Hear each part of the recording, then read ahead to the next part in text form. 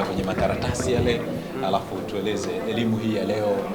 Wewe kama moja kati ya comedian mkubwa, una taasisi inayosimamia comedian na kuendesha matukio ya comedian, elimu ya leo hii imeenda kusaidia vipi kuelekea kwenye upatikanaji wa mikopo hii ambayo imetolewa na Mheshimiwa Rais, ambayo lengo hasa ni kuwainua content creators? Kwa majina naitwa Conrad Kennedy Koi,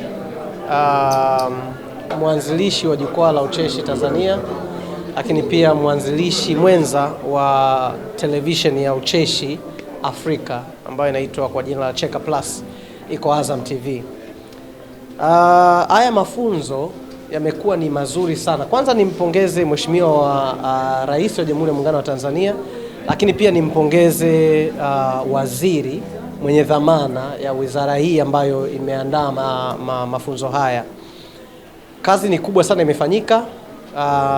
Haya mafunzo ni bora na ni muhimu sana, lakini ombi langu yasiwe mara moja, kwa sababu ukiangalia kama leo mada zilikuwa ni nyingi kiasi cha kwamba muda wa masaa zaidi ya 10 watu wamekaa chini wanasikiliza.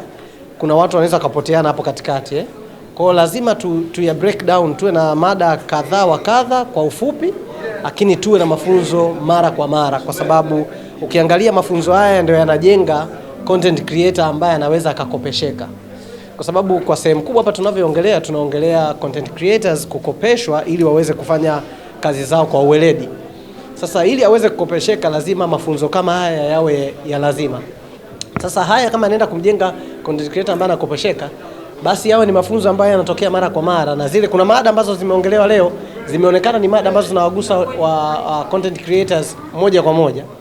Kwa hizo mada zisiwe ni mada ambazo wamezisikia mara moja, ziwe ni mada ambazo zinaweza kutokea mara kwa mara. Lakini najua kuna gharama, najua kuna changamoto hapa na pale, lakini kwa uwezekano wa hivi kufanyika kwa mara ya kwanza inatuonesha dhamira halisi ya serikali jinsi ya kusaidia vijana. Wanatamani, wanafanyia kazi.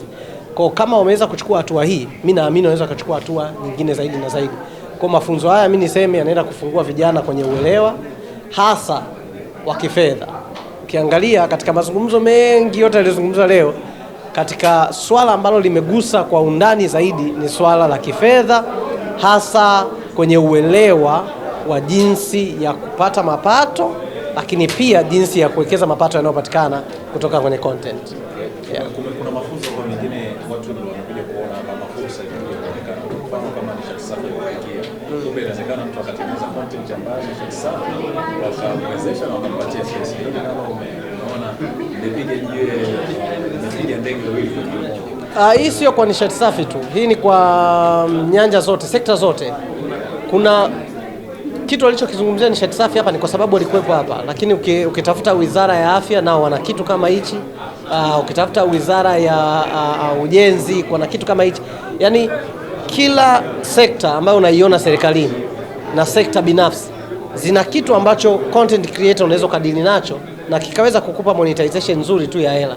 Sasa issue ni kwamba unapotaka kufanya maudhui yako, wewe ambaye unafanya maudhui unatakiwa kujua unafanya maudhui ukiwa mlengo wako ni nani. Nishati safi imetoa fursa direct, lakini content creator anaweza akawa general na akapata kazi nishati safi, akapata kazi Wizara ya Afya, akapata kazi wizara nyingine zote ambazo leo hazikuwepo hapa kwenye mafunzo. Kwa hiyo niseme tu kwa content creators, hii fursa ambayo wameitoa nishati safi, sio kuna fursa Wizara ya Afya, kuna fursa Wizara ya Ardhi na wizara nyingine zote ambazo leo inawezekana hazijatamkwa. Kwa unapo create content zako, hakikisha unajua kwamba kuna fursa sehemu ambazo yawezekana uziwazii, lakini kuna namna ambavyo ukijiposition hizi fursa zinaweza zikawa ambazo zinakuja kwako direct. Asante sana. Shukrani sana. Okay, asante sana. Ulivyokuja kwangu ungesema ngoja tuende kwenye uhalisia. Kwa sababu mimi ndio niko kwenye content creating kabisa. Swali la kwanza linasema unafikiri kipato cha mwandaa maudhui kama kinatosheleza? Ndio. Ili kufanya uwekezaji Kabisa. Nadhani tusingekuwa hapa. Hakitoshelezi. Kilichotuleta hapa ni kudiscuss njia ambazo kitafanya kitosheleze ili aweze kufanya uwekezaji. Safi sana. kuna nadharia fulani inatembea mtaani kwamba content creators wanapiga hela sana. Ni story nzuri sana na ina motivate watu wengi kuingia kwenye content creating. Lakini uhalisia ni upi? Uhalisia ni kwamba kipato kinachopatikana huku si toshelevu kama ilivyo nadharia huko nje. Lakini ni kipato ambacho kinaweza kutengenezewa mifumo kikawa toshelevu. Na ndio maana tuko hapa. Tupo hapa kujadili mifumo ambayo itafanya hichi kipato kiwe toshelevu ili tuweze kufanya uwekezaji nje ya content creating. Namba moja, nini kifanyike? Ndio. Mimi naamini watu wengi sana tunaamini hii mikopo masuluhisho yote ambayo tunayawaza haya ni vyema. Kama mimi ninavyowaza ni vyema, ni mazuri sana. Lakini ukweli ni kwamba kwa kipato, by experience, kwa kipato ambacho hawa content creators wanapata, especially wanaoanza in the mid, walio na miaka miwili, ukiwakopesha you are killing them. I'm being honest. You are killing them kwa sababu hawatoweza kurudisha hiyo mikopo. Huo ndio uhalisia. Kwa sababu hata mifumo yao ya kuendeleza kidogo wanachokipata hairuhusu wao kurudisha mkopo. Namba moja. Namba mbili, mimi naamini content creators hapa tunaodili nao hatudili na mtu mmoja. Hili ni swala la kiserikali kusolve tatizo la ajira kwa vijana. Kama ni swala la serikali kusolve tatizo la ajira kwa vijana, kusiwe tu na mikopo. Mikopo well and good, but mimi mikopo ingekuwa ni option ya pili. Grants zingekuwa ni option ya kwanza. Nitasema kwa nini?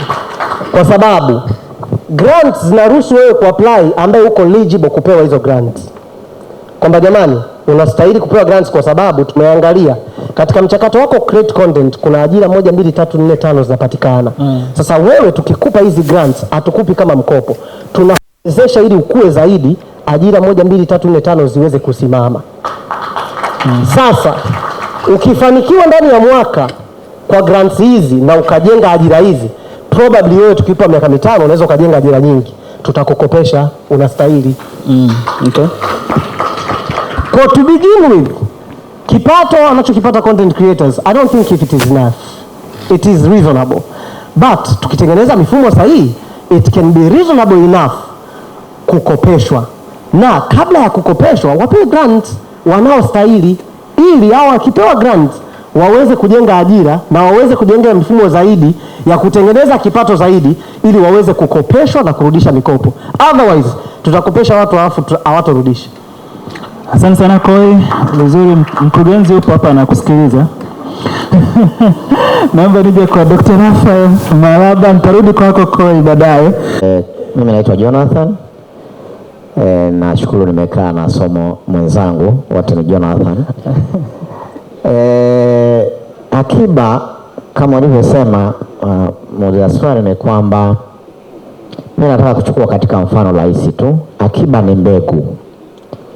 Akiba ni mbegu. Sisi tuliokulia kule kijijini, mara nyingi wazazi wetu walikuwa wakivuna mahindi, wanatenga kiasi fulani kwa ajili ya mbegu, na ile mbegu hairuhusi kuliwa, inatunzwa kwa ajili ya kupandwa tena kwenye msimu mwingine utakaofuatwa.